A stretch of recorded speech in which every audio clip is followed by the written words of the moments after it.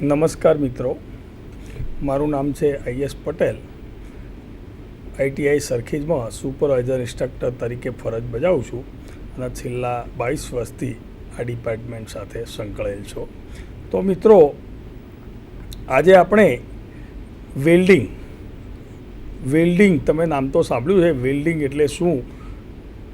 તો વેલ્ડિંગમાં arc welding tools અને accessories વિશે આપણે આજે સમજીશું. આજનું લેસન આપણું છે આર્ક વેલ્ડિંગ એસેસરીઝ અને ટૂલ્સ, અથવા આર્ક વેલ્ડિંગ ટૂલ્સ અને એસેસરીઝ. તો મિત્રો, પહેલું તો આપણે એ જોઈએ કે વેલ્ડિંગ એટલે શું. તો વેલ્ડિંગ એટલે બે સમાન ધાતુઓ અથવા અસમાન ધાતુઓ બહારથી ગરમી આપી અને જોડવામાં આવે, બાહ્ય બળ આપવામાં આવે કે ન પણ આપવામાં આવે, તો એ પ્રોસેસને વેલ્ડિંગ કહેવામાં આવે છે.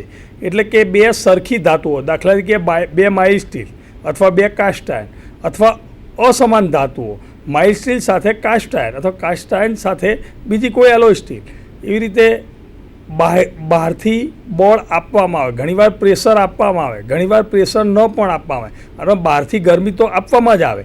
તો આ રીતે જે પ્રોસેસ કરી અને જે તૈયાર કરવામાં આવે છે એ આખી પ્રોસેસને અથવા એ આખી પદ્ધતિને વેલ્ડિંગ પદ્ધતિ તરીકે ઓળખવામાં આવે છે. આપણે આ સ્લાઇડમાં જુઓ, તમને ડિટેલ્સમાં સમજાવું છું. વેલ્ડિંગ પ્રક્રિયામાં બે સમાન અથવા અસમાન ધાતુઓને બાહ્ય ગરમી આપી, દબાણ આપી કે દબાણ વિના એકબીજા સાથે જોડી શકાય છે. એક્સ્ટ્રા મટીરિયલ ઉમેરી કે ઉમેર્યા વગર વેલ્ડિંગ કરી શકાય છે. વેલ્ડિંગને મુખ્ય બે ભાગમાં વહેંચવામાં આવે છે. એક, ઓટોજીનિયસ વેલ્ડિંગ.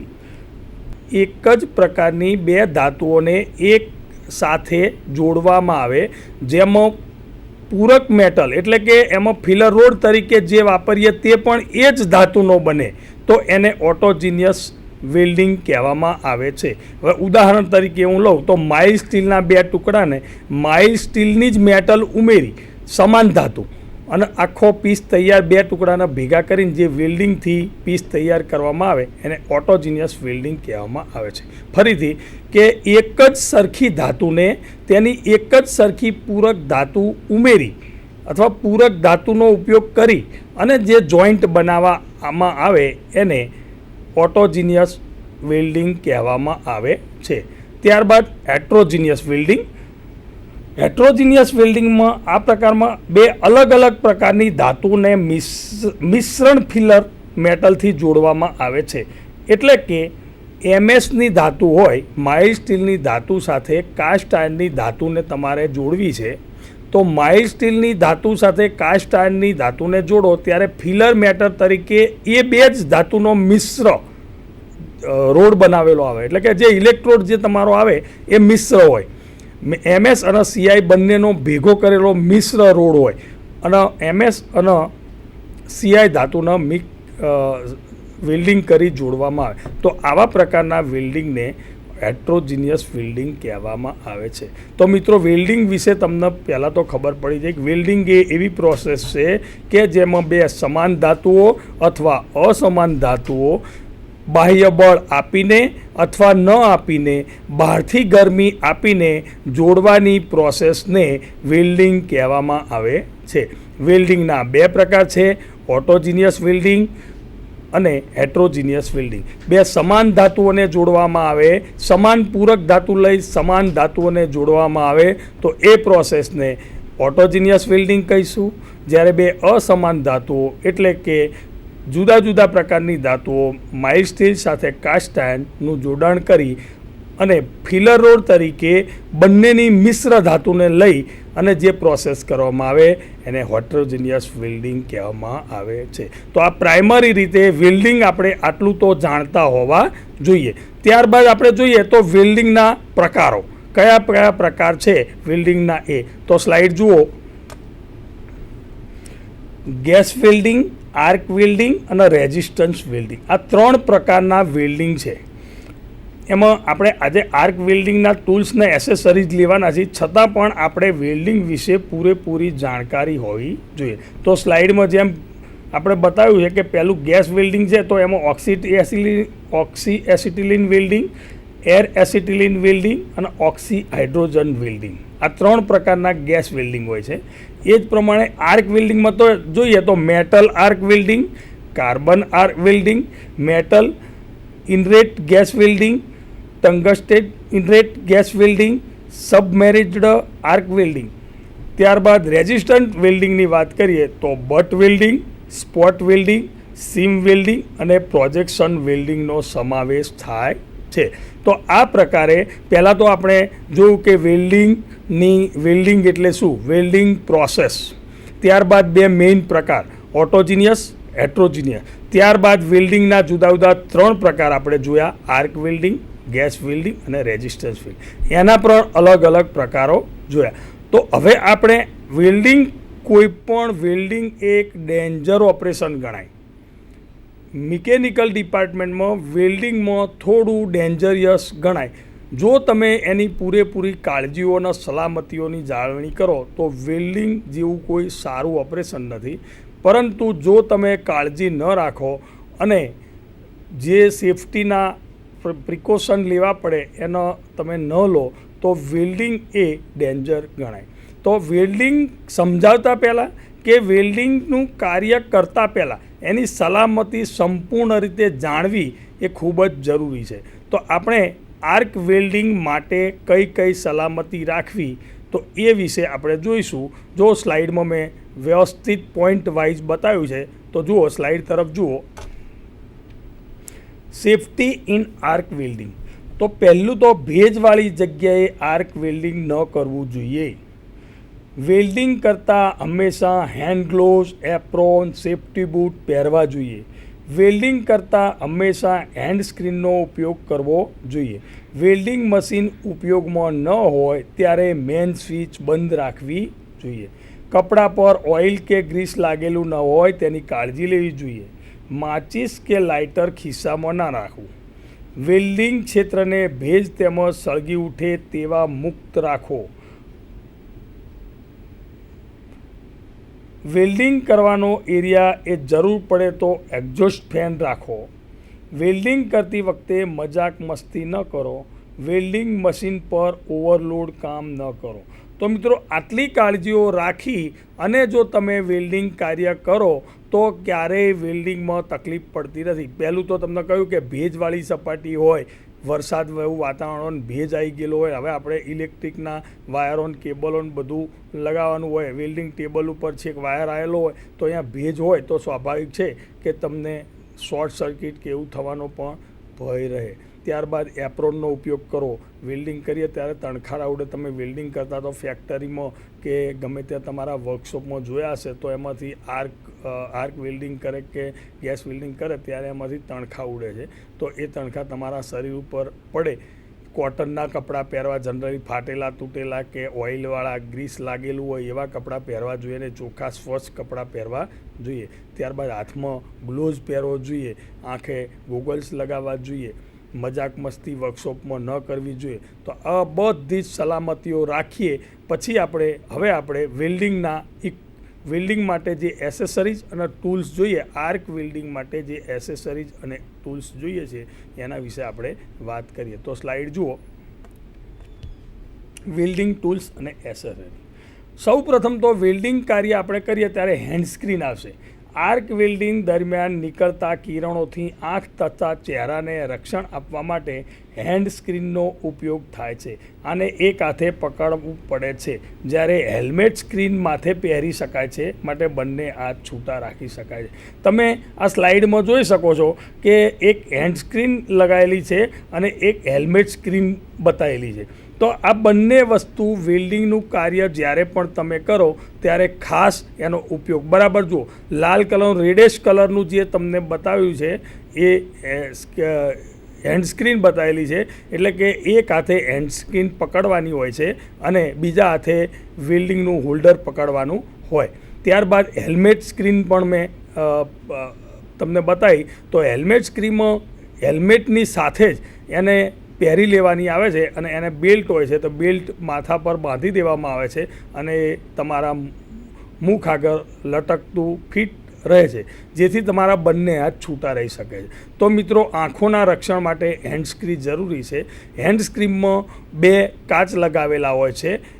એક આ કિરણોથી તમને રક્ષણ આપે એ પ્રકારનો કાચ હોય અને એક સાદો કાચ લગાવેલો હોય છે. તો પહેલાં તો તમે જોયું એમ હેન્ડસ્ક્રીન અથવા હેલ્મેટ સ્ક્રીન, આ 2 વસ્તુ અગત્યની છે. ત્યારબાદ હવે નવું જુઓ, ચીપિંગ ગોગલ્સ અથવા ગેસ વેલ્ડિંગ ગોગલ્સ.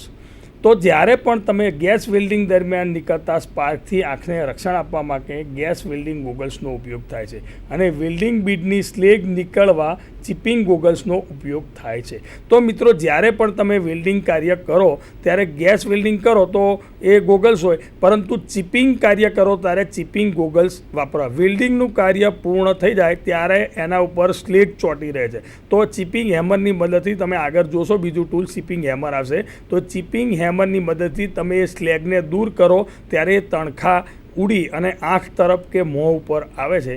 તો આંખમાં એવો જો ગરમ ટુકડો ઘૂસી જાય તો આંખ ફૂટી જવાનો પણ સંભવ રહે અને કાયમી ધોરણે તમે આંધળાપણું ભોગવો એવું કામ થઈ જાય. તો એના માટે તમારે સ્ક્રીન ગોગલ્સ અવશ્ય પહેરવા જોઈએ. વેલ્ડિંગ કાર્ય કરો ત્યારે હેન્ડ સ્ક્રીન રાખવી પડે. ત્યારબાદ જ્યારે ચીપિંગ કાર્ય કરો ત્યારે ચીપિંગ ગોગલ્સનો ઉપયોગ કરવો જોઈએ. જુઓ હવે આગળ, હેન્ડ ગ્લોવ્સ અને એપ્રોન. તો મિત્રો, સ્લાઇડમાં તમે જુઓ, એક મેં ગ્લોવ્સ બતાવેલા પીળા કલરના હાથના ગ્લોવ્સ બતાવેલા છે. ત્યારબાદ એપ્રોન બતાવેલો છે, જુઓ. અને એક જે એપ્રોન કેવી રીતે પહેરવો એ પણ બતાવેલું છે સ્ક્રીન ઉપર. તો વેલ્ડિંગ દરમિયાન હાથને રક્ષણ આપવા હેન્ડ ગ્લોવ્સનો ઉપયોગ થાય છે, અને બાકી છાતીથી કમર સુધી એપ્રોન રક્ષણ આપવા માટે થાય છે. તો તમે ગમે ત્યારે વેલ્ડિંગ કરો ત્યારે હોલ્ડર તમે પકડ્યું હશે. હવે હોલ્ડર તમે પકડ્યું હોય તો હોલ્ડર ઘણીવાર ગરમ પણ થાય. તો ગરમ હોલ્ડર થયેલું હોય અથવા ગરમ વસ્તુને તમારે જાણે કે અજાણે અડી જવું પડે. ઘણીવાર શું છે કે તમે વેલ્ડિંગ ટેબલ ઉપર જોબને મૂકેલો હોય અને સહેજ આગો પાછો કરવો હોય, આગળ પાછળ કરવો હોય, તો તમે શું કરશો? આંગળીથી અડી જશો, એને હાથથી સહેજ ધક્કો મારી દેજો. તો આ એ ઉતાવળ છે અને દરેકની એવી માનસિકતા હોય. પરંતુ હેન્ડગ્લોવ્સ, લેધરના બનાવેલા હેન્ડગ્લોવ્સ આવે છે. એ હેન્ડગ્લોવ્સ જો તમને મેં બતાવ્યા ફિગરમાં, એવા હેન્ડગ્લોવ્સ જો પહેરાવવામાં આવે અને હેન્ડગ્લોવ્સ પહેરી અને તમે ઉપયોગ કરો તો ગરમ પીસને કદાચ અડી ગયા હશો તમે તો પણ દાઝી શકશો નહીં. વત્તા તમે જ્યારે પણ વેલ્ડિંગ કાર્ય કરો ત્યારે એમાંથી તણખા ઉડે છે. જ્યારે વેલ્ડિંગ ઇલેક્ટ્રોડ જ્યારે મેટલ સાથે સંપર્કમાં આવે ત્યારે એકદમ એમાંથી તણખા જરે છે અને વેલ્ડિંગનું કાર્ય થાય. એ વખતે પણ તમારી આંગળીના ટેરવા કે આંગળીઓ ઉપર, ચામડી ઉપર કોઈ તણખો પડે તો તમને ઇન્જર્ડ થઈ જાઓ અને દાઝી જવાય છે. તો એ પણ અગત્યનું છે. ત્યારબાદ મેં તમને બતાવ્યું એપ્રોન. છાતીના ભાગમાં ખાસ એપ્રોન પહેરવો જોઈએ. ના કરે નારાયણને કંઈક એવું બની જાય અને તૂટી પડે, કંઈક અદ્ધર તમે ઓવરહેડ કે એવું વેલ્ડિંગ કરતા હોય અને વેલ્ડિંગ કરતાં ત્યાંથી એ ટુકડો કે કોઈ પણ સળગતો ભાગ કે એવો પડ્યો અને છાતીના ભાગ ઉપર પડે તો તમારા કપડાને બધું દાઝી જાય. એટલા માટે લેધરનો બનાવેલો સરસ એપ્રોન પહેરી અને જ કામ કરવું જોઈએ, જેથી કરીને તમને ઈજા ન થાય. Accident is allow in factory. આ એક વાક્ય સનાતન છે કે એક્સિડન્ટ એલાવ હોય. ફેક્ટરીમાં એક્સિડન્ટ થાય જ, ફેક્ટરીનું બીજું નામ એક્સિડન્ટ. પરંતુ તમે સેફટી રાખો અને સેફટી બરાબર હોય તો સેફટીથી એક્સિડન્ટ ટળી પણ શકે. સેફટી રાખો તો એક્સિડન્ટ ન પણ થાય. ઘણી મોટી ફેક્ટરીમાં તો સેફટીનું આખું ડિપાર્ટમેન્ટ આપેલું હોય, જેથી કરીને તમે આવું વેલ્ડિંગના એવું કંઈક કામ કરતા હોય ને, હેન્ડ ગ્લોવ્સ ના પહેર્યા હોય, હેન્ડ સ્ક્રીન ના પહેરી હોય, તો સેફ્ટી ગોગલ્સ ના પહેરેલા હોય, માથા ઉપર હેલ્મેટ ના હોય, તો તરત ઇન્સ્ટન્ટ તમને મેમો ઇસ્યુ કરી દે અને 100 રૂપિયા કે 500 રૂપિયા દંડની પહોંચ એ જ વખતે તમને ફાડીને આપી દે ફેક્ટરીમાં, જેને કહેવાય સેફ્ટી ઓફિસર. તો સેફ્ટી ઓફિસર ફેક્ટરીમાં રાઉન્ડ મારતા હોય છે, એનો આખો સ્ટાફ અલગ હોય છે, એની આખું ડિપાર્ટમેન્ટ બનાવેલું હોય સેફ્ટી માટેનું. કારણ કે ફેક્ટરીના માલિક, જે ફર્મના માલિક હોય, એને ઓછામાં ઓછું વળતર ચૂકવવું પડે એવું આયોજન હોય. તો એ લોકો એવું વિચારે કે સેફ્ટી ડિપાર્ટમેન્ટનો પગાર ચૂકવવો એ એક્સિડન્ટ થયેલ વ્યક્તિના દવાના પૈસા કે એના જે બેકારી ભથ્થું આપવું એના કરતાં સેફ્ટી ડિપાર્ટમેન્ટનો ખર્ચો ઘણીવાર ઓછો થઈ જતો હોય છે. તો એ આખું સેફ્ટી ઓફિસર હોય એ તમે ITIથી ડાયરેક્ટ ગયો એટલે તમને તો કંઈ બહુ ખબર નથી હોતી. એપ્રેન્ટિસ તરીકે કામ કરો તો પણ તમે હેલ્મેટ ખભા પર ભરવી અથવા હાથમાં લઈ અને તમે ફરતા હોય તો તરત જ તમને મેમો ઇસ્યુ કરી દે, અને જો તમે પરમેનન્ટ ફેક્ટરીમાં ના હોય તો 1 કે 2 નોટિસ આપીને તમને ઘર ભેગા પણ કરી શકે છે. એટલે સેફટી એ ફરજિયાત છે. સેફટી તમારા શરીર માટે, સલામતી માટે રાખો છો એ મહત્ત્વનું નથી, કંપનીની પણ સલામતી માટે સેફટી જરૂરી છે. તો આવા ઇક્વિપમેન્ટ તમારે જો વેલ્ડિંગ વખતે ન વાપરો, આવા એસેસરીઝ કે ટૂલ્સ તમે વેલ્ડિંગ વખતે ન વાપરો તો તમને દંડ પણ થઈ શકે.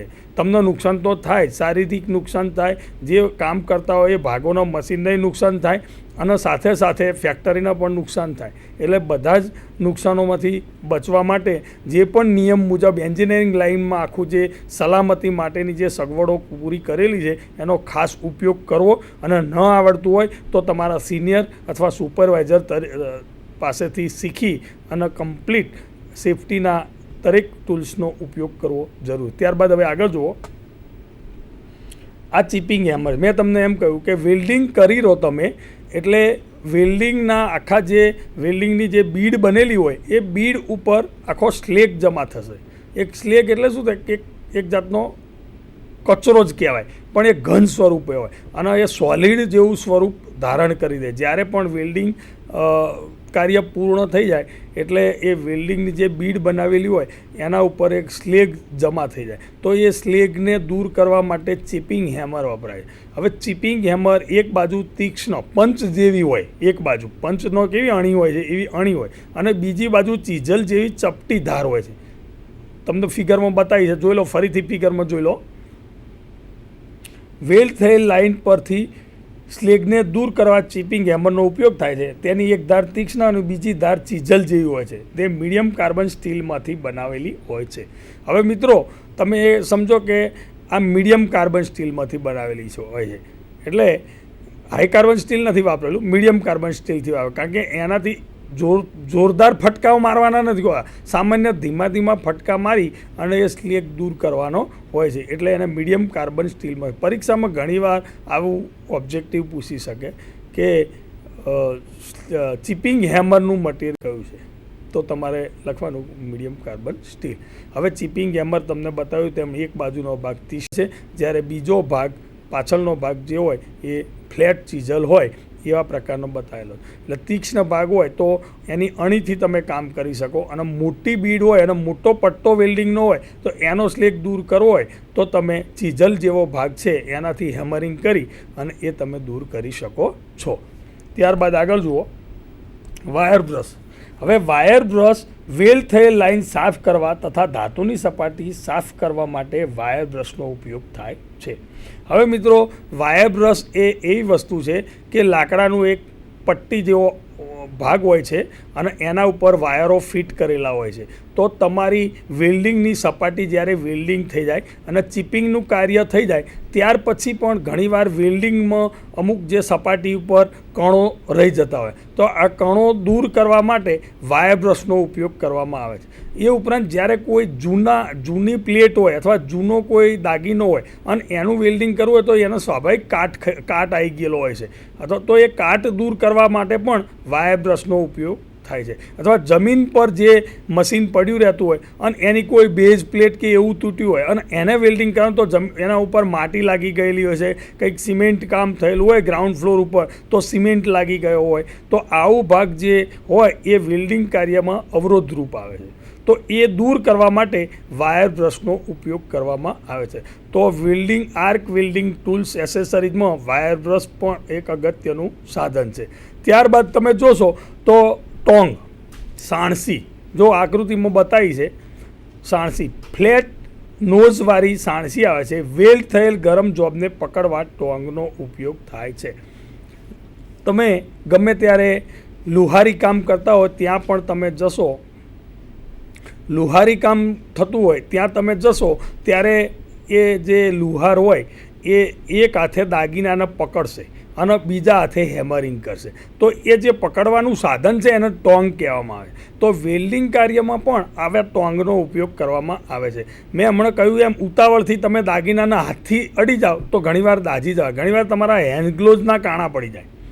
તો આવું ન થાય. એટલે જ્યારે પણ દાગીનાને ઊંચો નીચો કરવો હોય, આગળ પાછળ કરવો હોય, સેટ કરવો હોય, ત્યારે થોડું વેલ્ડિંગ કર્યું હોય અને સપોઝ સમજો કે તમારો દાગીનો સ્ટેન્ડ ઉપરથી ખસી ગયો, એને તમારે બરાબર જે વેલ્ડિંગ જ્યારે પણ કરો છો ત્યારે હોલ્ડર પકડીને વેલ્ડિંગ કરો ત્યારે તમને બરાબર લાઇન લેન્થ પકડાતી નથી. એટલે તમારે શું એની દિશા બદલવી હોય તો એવા સમયે આ ફ્લેટ નોઝ ટોંગ હોય એનાથી તમે એને, ટોંગ એટલે સાણસી, ગુજરાતીમાં આપણે કહીએ તો ટોંગ એટલે સાણસી. ઘણાના ટોંગ શબ્દ યાદ નથી રહેતો. સપોઝ યાદ ન રહ્યો તો ગુજરાતીમાં પણ તમે જવાબ આપી શકો અને ટોંગ એટલે સાણસી.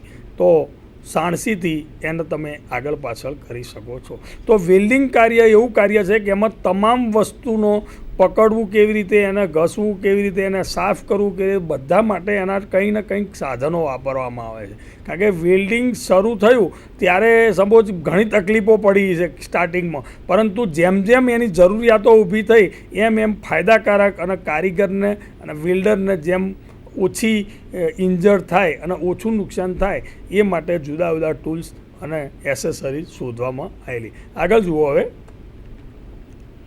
આ ટૂલ વેલ્ડિંગ, આર્ક વેલ્ડિંગના ટૂલ્સમાંનો જ એક ભાગ છે. ઇલેક્ટ્રોડને પકડવા માટે ઇલેક્ટ્રોડ હોલ્ડરનો ઉપયોગ થાય છે. હવે મિત્રો, વેલ્ડિંગ કાર્ય થતું હશે અને ત્યારે તમે ખાસ જોયું છે, જ્યારે પણ તમે કોઈ જગ્યાએ વેલ્ડિંગ થતું હોય ત્યારે તમે જોજો એ એક ઇલેક્ટ્રોડ હોલ્ડર, વેલ્ડરના હાથમાં એક ઇલેક્ટ્રોડ હોલ્ડર હોય છે. એ હોલ્ડર ઇલેક્ટ્રોડને પકડવા માટે હોય છે. તમે જુઓ આકૃતિમાં, મેં ફરીથી જુઓ, તમે આકૃતિમાં હોલ્ડર બતાવેલું છે. તો આ પ્રકારનું જે હોય એને ઇલેક્ટ્રોડ હોલ્ડર કહેવામાં આવે છે. તો જ્યારે પણ ગેસ વેલ્ડિંગ કે આર્ક વેલ્ડિંગ થતું હોય ત્યારે ઇલેક્ટ્રોડ ફિટ કરવા માટે એક હોલ્ડરનો ઉપયોગ કરવામાં આવે છે.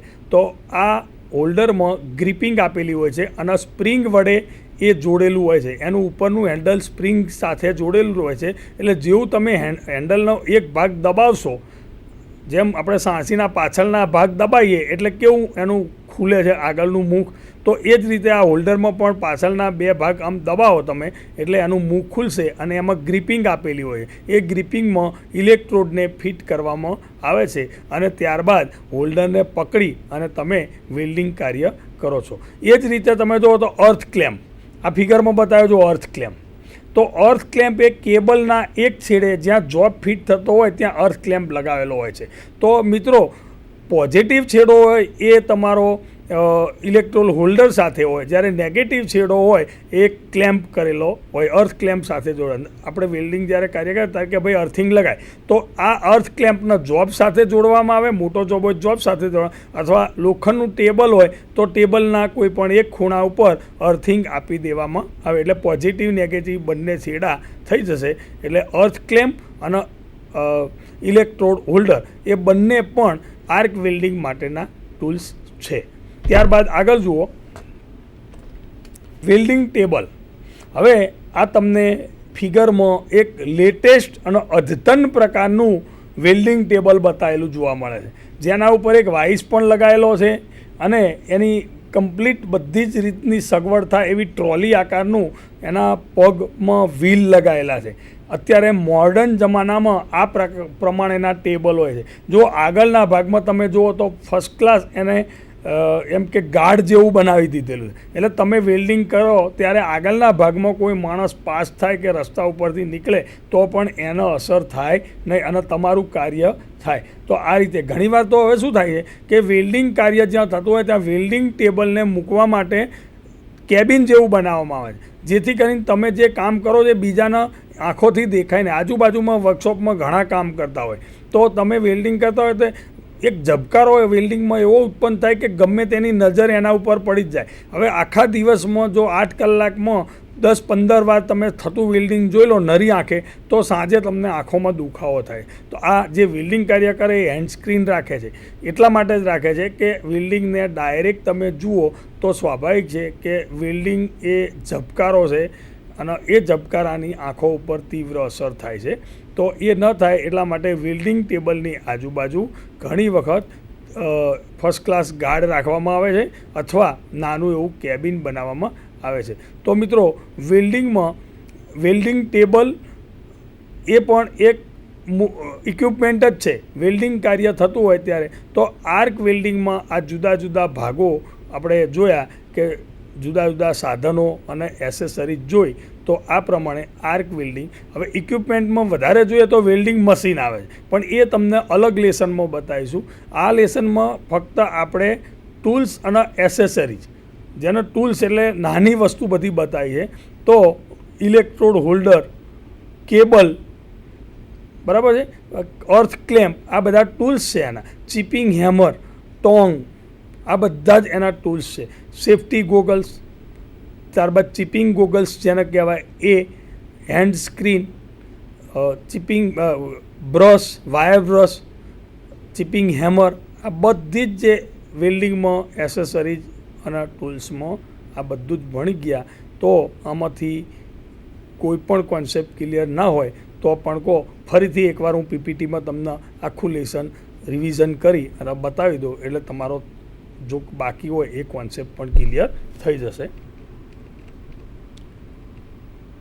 તો પહેલું તો આપણે વેલ્ડિંગમાં જોયું કે વેલ્ડિંગ પ્રક્રિયા બે સમાન અથવા અસમાન ધાતુઓને બાહ્ય ગરમી આપી, દબાણ આપી કે દબાણ વિના એકબીજા સાથે જોડી શકાય છે. એક્સ્ટ્રા મટીરિયલ ઉમેરી કે ઉમેર્યા વગર વેલ્ડિંગ કરી શકાય છે. વેલ્ડિંગને મુખ્ય બે ભાગમાં વહેંચવામાં આવે છે, ઓટોજીનિયસ વેલ્ડિંગ અને હેટ્રોજીનિયસ વેલ્ડિંગ. સમાન ધાતુની બે ધાતુઓનું વેલ્ડિંગ કરવામાં આવે સમાન પ્રકારે તો એને ઓટોજીનિયસ કહેવાય.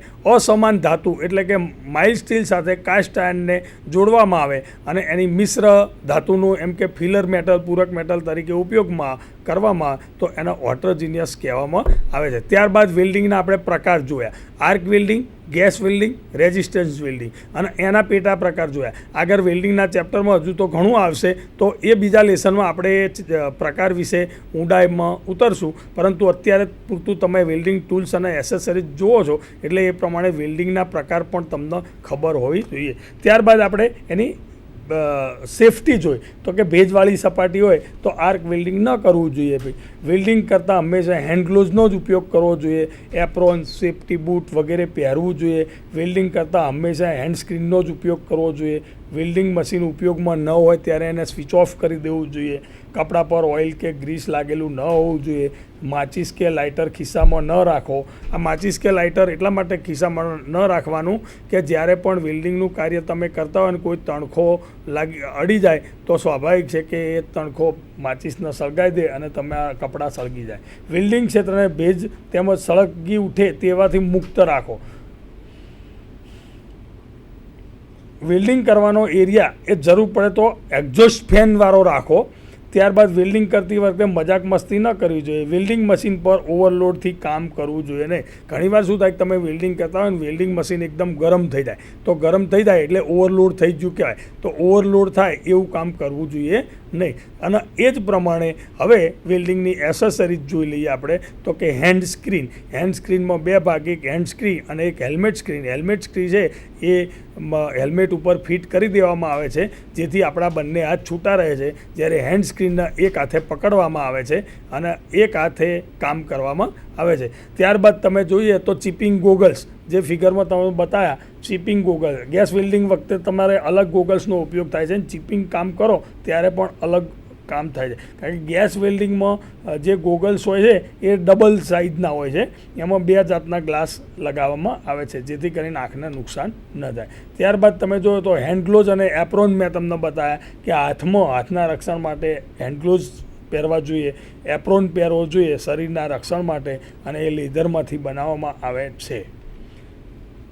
ચિપિંગ હેમર, જે કહ્યું તેમ એક બાજુનો ભાગ ચીઝલ જેવો ફ્લેટ હોય છે, જ્યારે બીજી બાજુનો ભાગ હોય એ તીક્ષ્ણ હોય છે. સ્લેક કે એવું દૂર કરવા માટે તેનો ઉપયોગ કરવામાં આવે, મીડિયમ કાર્બન સ્ટીલમાંથી બનાવવામાં આવે. ત્યારબાદ વાયર બ્રશની વાત કરીએ તો લાકડાના એક પટ્ટામાંથી ધાતુના સપાટીને સાફ કરવા માટે વાયર બ્રશ બનાવવામાં આવે છે અને ધાતુની સપાટી સાફ કરે છે. એ જ પ્રમાણે ટોંગ, સાણસી, વેલ થયેલ ગરમ જોબને પકડવા માટે ટોંગનો ઉપયોગ થાય છે. હવે ઇલેક્ટ્રોડ હોલ્ડર, તો ઇલેક્ટ્રોડને પકડવા માટે ઇલેક્ટ્રોડ હોલ્ડરનો ઉપયોગ થાય છે અને અર્થિંગ આપવા માટે અર્થ ક્લેમ્પનો ઉપયોગ થાય છે. ત્યારબાદ વેલ્ડિંગ ટેબલની વાત કરીએ તો વેલ્ડિંગ ટેબલ એ લોખંડનું બનાવેલું હોય છે અને એના એક બાજુ અર્થ ક્લેમ્પ લગાવવામાં આવે છે અને જ્યારે પણ તમે કામ કરો ત્યારે વેલ્ડિંગ ટેબલ ઉપર દાગીનો રાખશો એટલે વેલ્ડિંગ ટેબલ એ તમારા દાગીનાને જ્યારે પણ વેલ્ડિંગનું કાર્ય કરો ત્યારે આધાર આપવાનું કાર્ય કરે છે. આ રીતે આર્ક વેલ્ડિંગ એ ઇલેક્ટ્રોડ વડે થતું વેલ્ડિંગ છે અને એમાં આ તમને જેટલી બતાવી એ ટૂલ્સ અને એસેસરીઝ આવે છે. હવે પછીના ચેપ્ટરમાં તમે આર્ક વેલ્ડિંગ કેવી રીતે કરવામાં આવે એની આખી પ્રોસેસ તથા એના મશીન વગેરે અને એના જોઈન્ટના પ્રકાર કયા કયા જોઈન્ટ થાય છે એ બધું તમે આગળ ભણશો. આર્ક વેલ્ડિંગની એસેસરીઝ ટૂલ્સમાં આટલું જ આવશે. નમસ્કાર અસ્તુ.